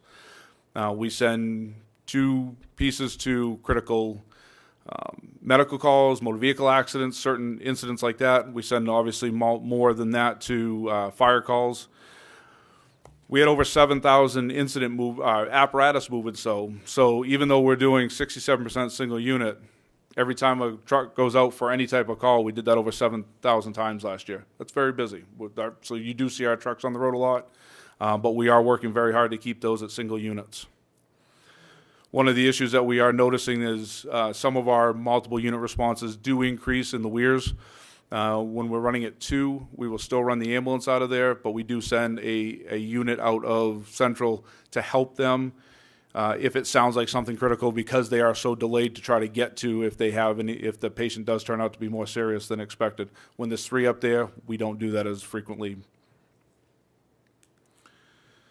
We did another 1,121 fire inspections through our fire prevention division, which fall under Deputy Raffo. These could be anything from assembly permits to new occupancies, sprinkler plans, fire alarm plans, all that stuff that he's doing, and another just shy of 600 mechanical inspections. So these are the these are the services where our firefighters on the shift are going out and doing inspections for new boilers, anything gas fired, anything oil fired. They're going out and doing those inspections. These numbers here do not. These numbers here do not go into any of the incidents. These are completely separate. Those are not those 5,022 are strictly dispatched emergency calls. We gave mutual aid 290 times total to all of our departments anywhere that we go. The majority of them, as you see, 249 of them were to Guilford and Belmont, which isn't unexpected. You're going to do that with your immediate neighbors. But in return, they did send us 196 times. They did send us help. So it's not one-to-one, but it's pretty close that they're sending us a lot of help. And we are, we do rely on our neighbors. They certainly rely on us, and we're glad to give them this aid. But they also send us a lot of help when we need it as well. And we have great working relationships with all of our neighboring departments. Training hours were down this year, only 88 hours per full-time employee who were here for the entire 12-month period. I'd like to see the numbers closer to the 125, 130-hour range. So we're down a little bit. That really factors into the busyness. And I hate to use that as an excuse, but that's why. And if you're out on calls all day, it's hard to get training in. So we need to be creative, whether it be better off-duty training or more off-duty training. The way we organize our personnel during training hours, we're working on that. It's one of Assistant Chief Ellingson's tasks that I've tasked him with, is to work on rewriting our training program to increase these hours. And he's already hit the ground running with that. And even as our calls increase, I think we're going to come back next year and you're going to see an increase in those numbers from what he's doing and some of the other initiatives that we're working on. Obviously, last year we stood in front of you as the contract with LRGH was expiring and said, we can do this. We can be your ambulance service and we can make this happen. By far, all the other initiatives that I would like to see done this year, this is my priority. We want to keep this. We want to keep it going. And we worked very hard over the last, 10 months now to make that happen. We work closely with the city manager and finance director and our billing company to ensure that what we are doing is maximizing our revenue any way we can, whether it be making sure that our detail on our ambulance reports are correct, our billing gets sent out timely. The billing company is focused strictly on EMS. That's what they do. Then we're also found some alternative ways to, we're able to recover some of our costs on our treat and no transports, something that we were never doing. Other departments across the state were doing it, and it helps us offset some of the costs on our, mainly on equipment. You go to a call, you use some equipment, they don't go to the hospital, you can't bill, and you lose that money because it's got to come out of somewhere. You got to replace that equipment. We're finding now that we're able to recover some of the costs. It's nominal, but it's something, and it's putting us forward in some of that. We also thought that we were going to be able to make some revenue in training classes, and we have. We made approximately $10,000 by hosting a paramedic refresher last year. We've actually hosted this paramedic refresher now for many, many years. Deputy Riley actually runs it, and it sells out every year. We actually max out how many people we have there, and it's great. We get people from all over the state that come and take it. Advanced EMT refreshers are a little easier to come by across the state, so you're not going to get as many people coming in for it, but we did make a little bit of money in that revenue as well.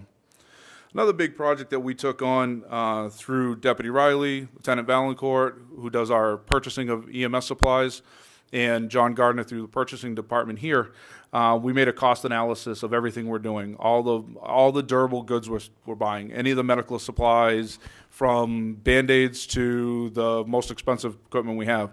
and making sure that what we're buying is the best price, the best place we're getting it from, and making it as a business sense correct where we're buying it. And we actually made quite a few decreases in what we're spending and still getting the same quality equipment. So that was a really good project that they took on, and it's really helped us out a lot. As I stated, as we hire firefighters and firefighter paramedics, it's difficult to come by statewide. I don't care what department you talk to, it's not easy to find paramedics, firefighter paramedics. So one of the things that I've proposed in this year's budget is I'm asking for funding through this budget to be able to send a firefighter to paramedic school. My ultimate goal is, for as long as we keep the ambulance and keep working at this and keep making, in the direction that we want to go with this, is to always be sending somebody to school. We did this years ago through here in the early phases of the relationship with the hospital, and it built this program up here exponentially. It was a phenomenal piece of this program. I'm hoping to be able to send one person each year is my goal.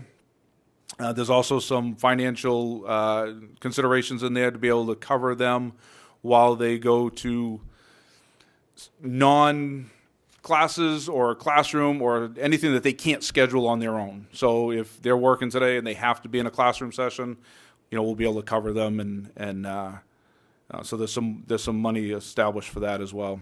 Where is that in the line item, Chief? It would fall into the EMS side of the budget, the EMS budget, and it would be under Page under ambulance 167. EMS. Okay, I'm sorry, Scott. I'm sorry, page 167, Counselor. It would be under training. Okay. So that would cover that. It would also cover the paramedic and advanced EMT refreshers and anything else that we have to do for EMS-related training. Where is the school, Chief? So what we're going to end up doing is we're going to give probably a choice of two schools. One of them's in Manchester, and the other one is actually based out of Massachusetts, but it is I hate to say online because it's not an online program. You sit in front of your computer and take a class that's taught. It's a remote class, if you will. So they're teaching it in front of you live, but you can be at home or you can be at the fire station and actually take it while they're teaching it in school. We've had people go through both programs and have had phenomenal success on both. So I think what we're going to end up doing, there's multiple other programs, but I think we're going to narrow it down to probably those two and say, when we select you to go, you're going to choose one of these two models. So what's the commitment on it time-wise? How long does it take? 12 to 18 months to get the first one done, to get the first person up and running. Is this an everyday thing? No. Time commitment that way. I'm sorry. No. It's why we didn't choose one program that has more of a multiple day a week commitment for that reason. I think the remote one is, I believe, 1 day a week, and the Elliott or Nimsy one. It's a blended learning, so you do 2 nights at your computer, but they have certain times you have to travel to Massachusetts for practical skills and assessments and stuff. And Nimsy is 1 day, right? And Nimsy is 1 day. Yeah, You so schedule clinicals. it'd be 1 day, and then you'd schedule clinicals on your time that you're available. So we wouldn't be trying to send somebody down to a classroom 5 days a week or something like that. So would that be taking them from a EMT level to a paramedic level? Advanced EMT. Advanced EMT. Yeah, advanced EMT to paramedic. Okay. If you do that and the department pays for that, do you require a commitment from them? Yeah. We don't have it all finalized yet. We're very, very close. We've worked up a contract as what it would look like. In the past, we do have a lot of history in this when we used to do it through the hospital for certain, if we pay for this, you're going to be here an X amount of years, and if you don't, this is what the payback would look like, and so we'll have a solid plan in place for all of that. So we're not just paying out this amount of money and then they go. No, we wouldn't be doing that. Okay, great. Thanks, Chief. Yep.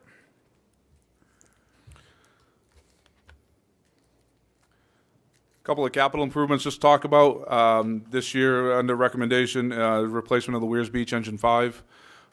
This engine was one of the main topics I had when I came in front of the Capital Improvements Committee, was to replace engine 5. Unfortunately, it's just rusting out from underneath itself. Every time I go to, sort of anecdotally, every time I go to the city garage and talk to the mechanics about anything else, the joke is, as I walk in the door, have you got that new engine yet? Because they know it just needs to be replaced. And this would put us with a brand new engine in the Weirs, a fairly new engine still out of the central station, and then a solid backup out of central for right now. So it would really set us up nicely for the next few years as far as the engines go. The other capital budget item this year is finalizing of the radio upgrade system between Laconia Police and us. And I know you've heard from it from both of us. Theirs is the biggest piece of it. We worked a lot of it closely at the beginning, and Captain Grayton and I still work together on it a lot, but I will give them their due and say that, they worked very hard, and he's really taken it from the beginning stages after we put in our pieces of it. And I know we're just about done that project. It hasn't been installed yet, but they're receiving the equipment, starting to build it, and we'll be getting that taken care of shortly. Not that I'm asking for anything for this tonight, but just something I wanted to make you aware of from a quasi-capital improvement type project.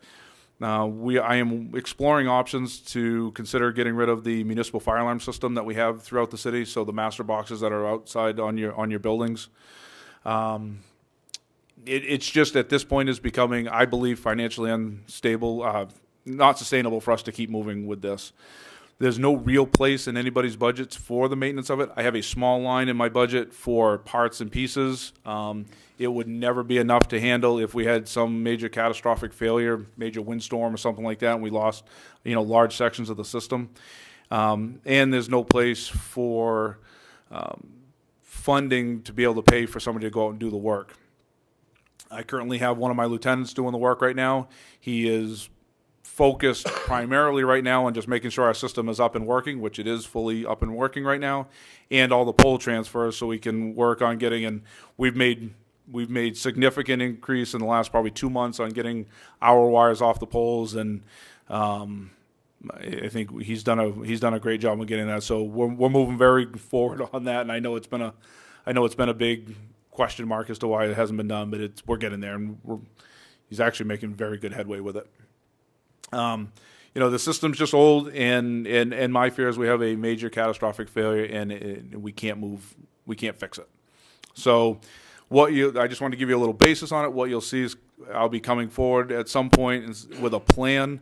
I've talked to other agencies throughout the state that are in the process of doing this right now. We're certainly not the only city or town that's working on this. And it would change the cost shifting with occupancies. Owners do pay to have the box on their building, so essentially it's going to shift their cost from paying us to have it on their building to have to pay a private alarm company to monitor it. We're working on all those details right now, and so if this project continues to go forward, you'll see me in front of you again after budget time and discuss my plan for how I want to do it, and we'll have those discussions a little more in depth, I'm sure, at that point.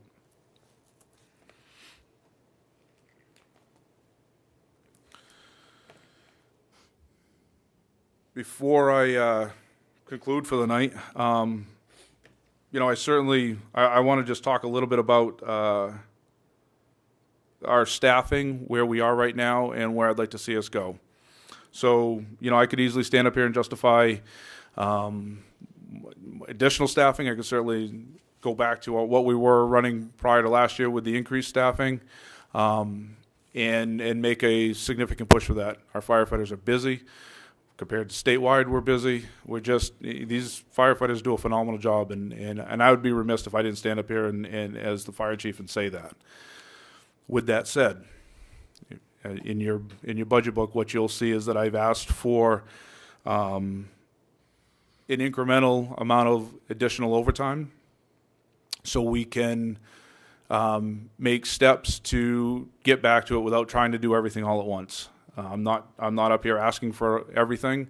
What I'm asking for is to try to chip away at some of the staffing issues, so I can move forward, so we can move forward. What this increase will do is it systematically will allow me to decrease the amount of times that we do run down to 8 from our 9. It's going to require some judgment, I believe, on my part to make sure I'm managing the budget correctly, managing that overtime correctly. It'll allow me to begin with some smaller time frames when people are tied up at mandatory trainings. We have certain events going on in the city that I can be able to not have to run down during those times, which is why I talked about it with, as an example, sending somebody to paramedic school. But it'll also, as the year moves on, it'll allow me to be able to increase that staffing from, instead of running down to 8, to stay at 9 for during the daytime. The majority of our calls are during the daytime. Our training is during the daytime. We do all of our inspections during the daytime, and our multiple calls are during the day. The implementation date of something like this, I don't know yet. I don't have the answer to that. I would love to say July 1st. That's not going to be the case. It's going to be at some point when I believe that what I'm looking at is marching out for the rest of the year with our budget for overtime can allow me to do this. One thing I wouldn't want to do is to start it up, stop, start it up, stop, start it up, stop. I don't think that's fair to anybody. So that's that's what you'll see. That's where that increase comes from. Gives me the flexibility. If you're willing to give me the flexibility to make some of this happen. With all that said, I'll just wrap this up. Can I ask a question? Okay, yep. All right, I just want to make sure I understand this. So, last budget season, the council passed a resolution regulating, if you will, that a full shift was considered 9, but the policy was going to be not to call anybody in on overtime to fill the 9th position. Correct. Correct? Yes. To fill the 8th position or below, Correct. but not the 9th position. Yep. So that is currently the operating Yes, philosophy. and that's what we've been operating under since July 1 and certainly since October when I took I'm over. trying to Yes. interpret what you're telling us tonight here then. So are you asking for a change in that? Well, I guess essentially yes. What I'm asking for is to be able to use the money that I have in there for smaller times, not the vacation, personal and sick, to be able to cover, to allow me to stay at 9 when people are doing trainings or mandatory stuff I'm mandatory them to do. And then as this budget moves on and I feel comfortable that the overtime will march me out through the end of the year, to be able to run to 9 at least during the day. There's not enough. I didn't factor in enough to be able to do it 24/7 at this point, but at least be able to start again incrementally chipping away at getting some of this back. Yes. Getting back to 9. Yeah, I mean that would be the ultimate goal. At least during the day would be nice. Again, I can't do it July 1st. I didn't do that number in there, but depending on how summer vacations play out and all that, and there's a potential it could be earlier. So this would, if we agreed with this, it would necessitate a change in that policy we set last year. Yeah, we would want to amend that policy at that point. Yeah, okay. I'm sorry, go ahead. Thank you. I just want to wrap up. In conclusion for tonight, the increases this year allow me some flexibility in staffing. Certainly increases my training ability. I think it gives us better overall service to the department. You factor all that in. We lost some senior guys. We have some junior guys. So when you start seeing the step increases, cost of living, and all that factored in, the budget request I presented in front of you is right around a 1% increase on the fire side and level funded the EMS side. So that's what I presented in front of you tonight. I just want to. Question from Councilor Lippman. Yep. So Chief, the 1% number you put up there includes accommodating the change that you asked for? Yes. Yes. Yep. Just want to say thank you, and I know I'm sure you'll have some questions for me, but before we get into the questions, I just certainly wanted to say thank you to all of you and to the city manager for giving me the opportunity to be the fire chief here. I know I started off by saying that a little bit at the beginning, but, you know, if you would have told me 22 years ago, I'd be standing up in front of you as the fire chief. When that guy back there hired me as a firefighter paramedic, you know, So George is at fault. so George is at fault. Anything you have wrong, you can just feel free to.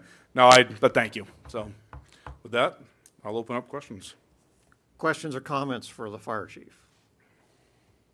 Nothing? Great presentation. Thank Thank you, you. Chief. Thank you. Yeah, very well done. Thank you. Appreciate that. Counselor Lippman? On the capital budget component, we're not that's not recommended, replacing the vehicle in your budget, correct? In the ambulance? No, in the Engine. The engine. The engine is, yes. the engine The is- engine is in that as well, yeah. Yep.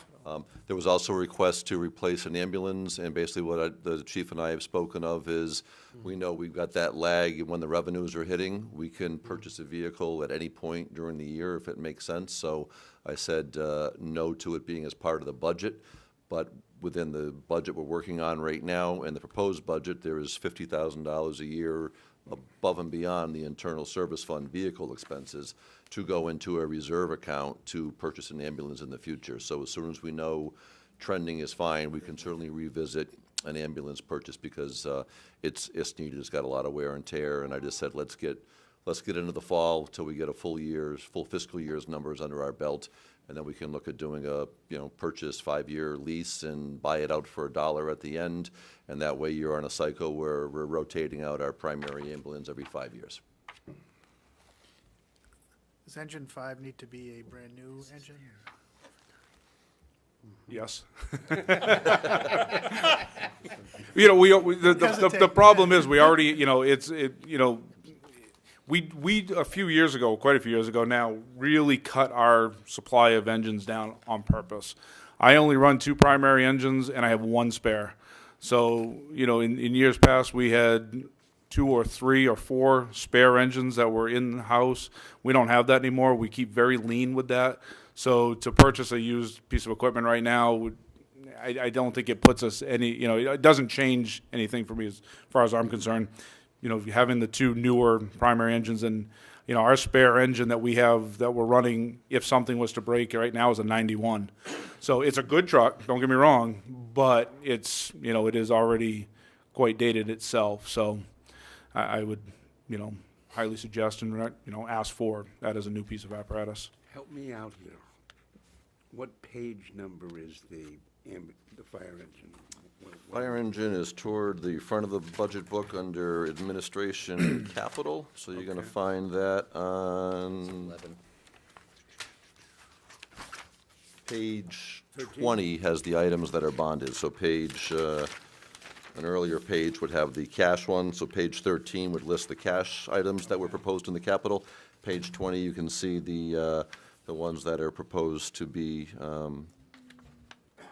financed, and that would include the Court Street Bridge, bringing the water to the properties on Endicott East, and then also the fire engine replacement. And you can see the request for the ambulance there. That's not funded at this point, but again, within the EMS budget, $50,000 will flow into a reserve account at the end of this year, and there's $50,000 in the proposed budget for next year. So we are on target for over a 5-year period, having $250,000 there, and we can certainly have discussions about what style of ambulance and what makes sense based on our workloads. Not saying we're going to spend $250,000 on an ambulance, but that's what's targeted to be put away over the next 5 years. Sorry, Counselor Hamel. Just a quick question. On the new engine you're proposing for $600,000, we've often talked about regionalization, of equipment and different things. Since, our ladder truck goes to Guilford a lot, and they use that, and they won't buy one, obviously, because they don't need to. And Guilford just purchased a new pumper truck. Why couldn't we make arrangements for that to be used here too? I know it is when you do calls and things like Yeah, that. and they do, and they come over and they come into town quite often for us, and they bring their new engine with them, and they just upstaffed their staffing. I think they're running 4 during the day now, and they're bringing their full crew with them. So they're not even saving personnel back. So they're really helping us out that way as well. I don't think, I am certainly in favor of regionalization when it comes to certain pieces of apparatus. I think, we need to be at the top of the line for engines. It's just not something. Ladder trucks are specialty pieces of apparatus. Their rescue equipment, although we have a nice complement on our ladder truck, they have brought us their rescue equipment quite often because that's just something they've always, using Guilford as an example, have always seemed to increase their equipment on. Belmont does the same thing. They ramp up their rescue equipment. So we do share in a lot of that stuff. I don't think engines are something that we don't seem to talk about in that aspect. We usually do it with some of the more specialty vehicles. Tankers is another great example of that. And we use both of those departments, tankers, quite frequently, as well as Meredith. Okay. A question about the arrangement we have with Belmont.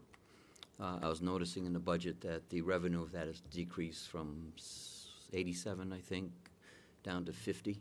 Well, So it doesn't cover the deputy anymore. correct. Right. So Yeah, that would be the difference, because it's.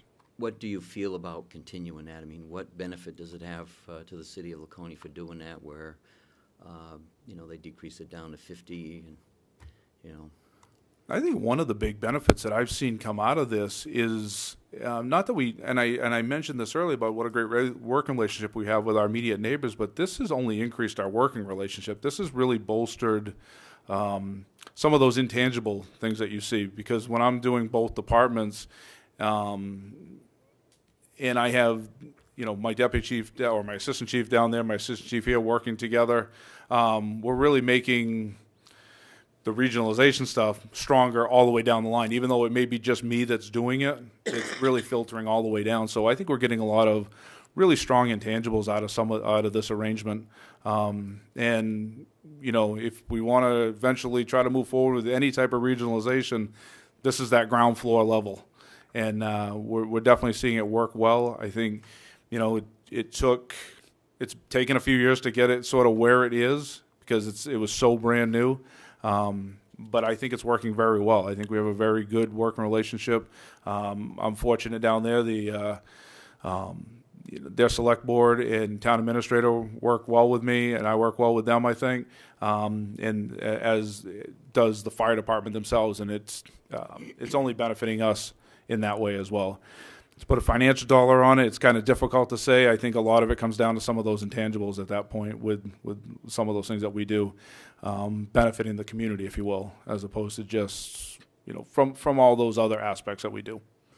what do you think, say sometime in the future, not necessarily next year, but within the next 5-10 years, of the possibility of the two departments truly being regionalization and combine their budgets? I would say that if we were ever going to do something like that 5 years down the line, we need to start a couple years ago in talks. And I'm not trying to be funny about it. It's just not that it couldn't happen, but there are so many finite things that would have to be addressed that it would be pretty significant. It would take a lot of work at this level on many of those things. But that would be the truest part to do. I mean, it would be the ultimate of regionalization. Yeah, if you're going to do an ultimate regionalization, I mean, I think that was, yeah. I mean, that would be the ultimate regionalization. Because everybody doesn't need a ladder truck. Right. We're so close that, Laconia taxpayers are paying $1 million for a ladder truck that other departments, other places are using. So, I mean, if we did that, then we could share on the equipment. Yeah, I think that, I think there are ways versus a full, complete budget regionalization. I think there's ways to chip away at it. This is one piece. Do we start sharing other pieces of the department, inspectional services as an example? Where do we kind of work on some of this stuff to keep that sharing?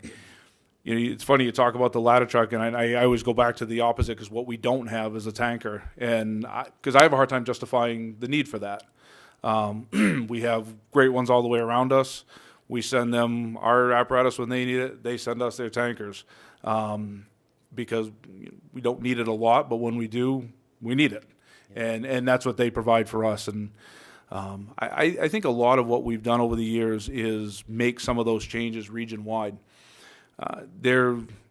It wasn't uncommon, even in my early days of my career, to have every department's going to have every type of piece of equipment you can possibly find, period.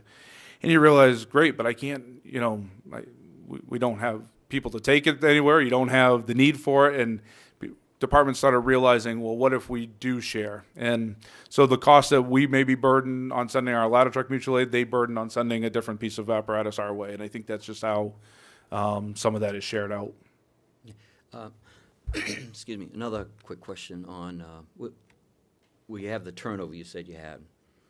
Obviously, that involves, like you said, bunker gear and all that kind of stuff. Do you repurpose when people leave? Yes. Yep. Okay. Yeah, the bunker gear all is, it's reused. When you start here, you get a quality, but a used set of gear. And then we order you the new set once it's sort of determined that, you're going to be with us. When a 5'8" guy leaves and a 6'4" guy hires, it's a little bit difficult. But yes, it is something that we do, and helmets, and usually you'll get brand new boots, gloves, and a hood.